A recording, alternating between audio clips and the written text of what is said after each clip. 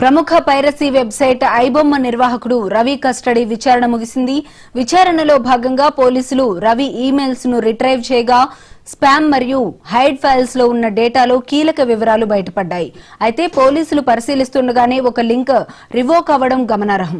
పైరసీలో ఉపయోగించే advanced technology గురించి పోలీసులు ఆరా తీయగా ఓటీటీతో పాటు పైరసీ వెబ్సైట్ల నుంచి కూడా సినిమాలను రికార్డింగ్ చేసినట్లు రవి అంగీకరించాడు. రికార్డింగ్ చేసిన ఆడియో, వీడియోల నాణ్యతను పెంచడానికి కరేబియన్ దీవుల్లోని అవుట్సోర్సింగ్ వారితో ఒప్పందం చేసుకున్నట్లు రవి పోలీసులకు వివరించాడు.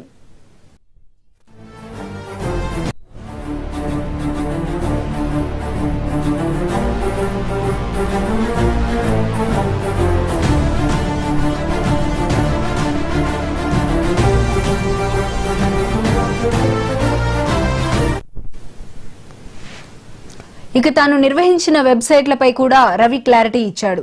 ఐబొమ్మ పూర్తి పేరు ఇంటర్నెట్ బొమ్మ అని వెల్లడించాడు.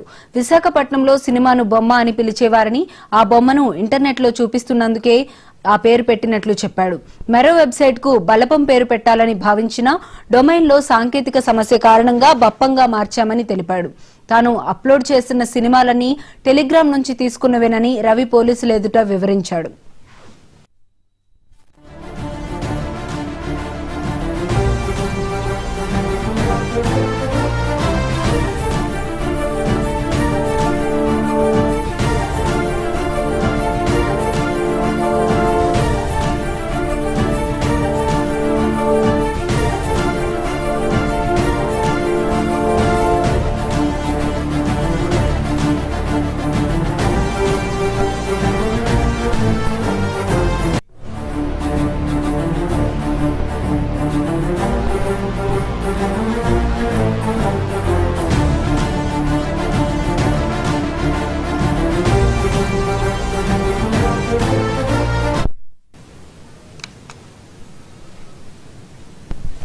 ప్రముఖ పైరసీ వెబ్సైట్ ఐబొమ్మ నిర్వాహకుడు రవి కస్టడీ విచారణ ముగిసింది.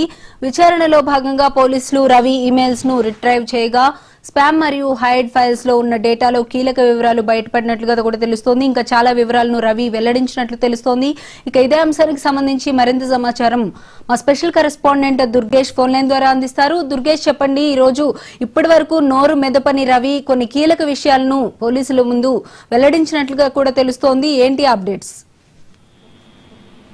తెలంగాణ రాష్ట్రం తెలుగు రాష్ట్రాల్లో సంచలనం రేపినటువంటి సినిమా పైరసీలో మొత్తము ఐబొమ్మకు సంబంధించినటువంటి కీలక సూత్రధారి కర్త క్రియ ఐబొమ్మ రవి అని చెప్పుకోవాలి. దానికి సంబంధించినంతా కూడా దాదాపుగా ఈ రోజు 3 అంటే సెకండ్ టైం తీసుకున్న నేపథ్యంలో 3 రోజుల పాటు కూడా విచారించిన పరిస్థితి, ఒక్కొక్కటి కూడా బయటపడ్డాడు. దానికి సంబంధించిన కూడా ఈ బ్యాంకు ఏదైతే ఉన్నో బ్యాంకు లావాదేవీలకు సంబంధించినట్టు కూడా అడగడం జరిగింది. దాని 36 బ్యాంకు సంబంధించిన తీసుకు దాదాపుగా 100 కోట్ల రూపాయలు ఇది లావాదేవీలు అటు జరిగినట్టు కూడా గుర్తించడం జరిగింది. అదేవిధంగా పైరసీ సినిమాలో అంత అమౌంట్ అంతా కూడా విదేశాలకు తరలించినట్టు కూడా గుర్తించినటువంటి పరిస్థితి. ఇదంతా కూడా సినిమాలు 21,000 సినిమాలను కూడా తన దగ్గర ఉన్నట్టు కూడా గుర్తించడం జరిగింది. తన దగ్గర ఉన్నట్టు హార్డ్ డిస్ప్లేస్ వాటికి స్వాధీనం చేసుకున్న నేపథ్యంలోనే ఇదంతా కూడా ఎథికల్ హ్యాకర్స్ ద్వారా ఇంకా డాట్ అంతా కూడా బయటికి తీసే పనిలో కూడా పోలీసులు పక్కన ఉన్నారు.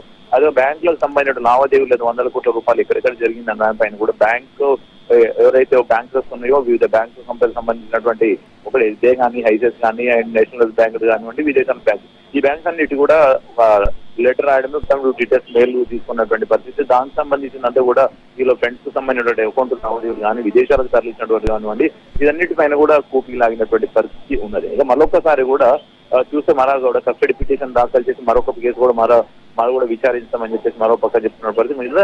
అంటే పోలీసులకు ఎంతైతే సమాచారం కావాలో అంత రాలేదని కూడా చెప్పుకోవచ్చు. ఎందుకంటే పోలీసులు అడిగిన వాటికి సమాధానం కొన్ని సందర్భాలు చెప్పిండు, కొన్ని సందర్భాలు తప్పించుకున్నాడు, కొన్ని సందర్భాల్లో అయితే తనకు తెలియదు, మర్చిపోయానని చెప్పి చేసినటువంటి పరిస్థితి ఉంది. తన ఫ్యామిలీకి సంబంధించిన మ్యాటర్ అంతా చెప్పబోతే అది అవసరం లేదు, కేవలం పైరసీ మీదే చెప్పాలన్నటువంటి ఈ ధోరణిలో పోలీసులు కూడా ప్రశ్నించినటువంటి పరిస్థితి. ఎందుకంటే అంతా కూడా పైరసీతో పాటు కూడా దీనంతా ప్రమోట్ చేసినంత కూడా బెట్టింగ్ యాప్స్ ఉన్న డబ్బులంతా కూడా జరిగిందని గుర్తించడం జరిగింది. ఎందుకంటే పైరసీ సినిమాలో వచ్చే సినిమా కంటెంట్ ఏది దాంట్లో బెట్టింగ్ యాప్ సంబంధించి కూడా తను ప్రమోట్ చేయడం, బెట్టింగ్ యాప్స్ కంపెనీలతో కూడా తను అగ్రిమెంట్లు చేసుకుని బెట్టింగ్ యాప్స్ ఉన్న డబ్బులు 100 కోట్ల రూపాయలు లావాదేవీలు జరిగిందని కూడా గుర్తించినటువంటి నేపథ్యంలోనే అందుకే దీనిని పట్టుకోవడం జరిగింది. బ్యాంక్ అన్ని కూడా దీని ఆ పైరసీలో సినిమాకు సంబంధించినంత వ్యవహారంలో పట్టుకోవడం కష్టమైన తీరులోనే ఎట్లయినా పట్టుకోలేరని తను గుర్తించినటువంటి నేపథ్యంలో పోలీసులకి సవాలు విసిరింది బప్పం రవి. ఎందుకంటే తను పట్టుకోలేవు అని దమ్ముందే అని కూడా గతంలో సవాలు విసిరాడంటే ఆ పైరసీ సినిమాలో డబ్బులు రాలేవు కనుక తను ఎక్కడ కూడా దొరకలేనటువంటి పరిస్థితి. ఫేక్ ఐడీలు పెట్టి తను సినిమాలన్నీ కూడా పైరసీలో నడిపించాడు కనుక పట్టుకోలేదు.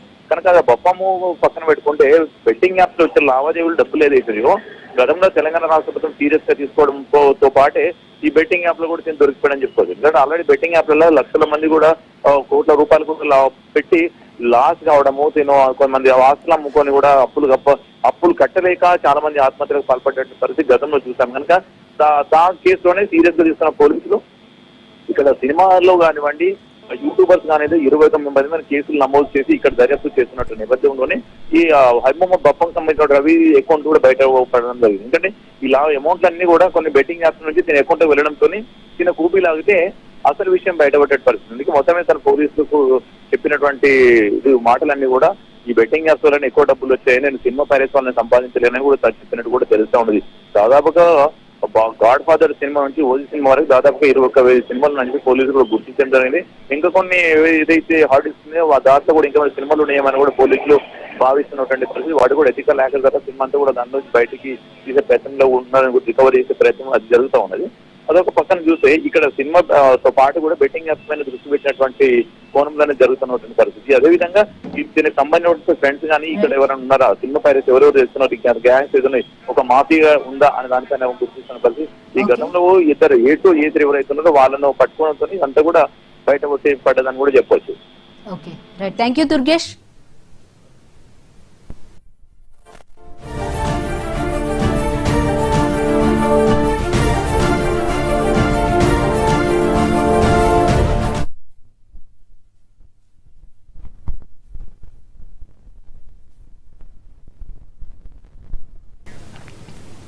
ఎలక్ట్రానిక్ మీడియాలో వస్తున్న మార్పులు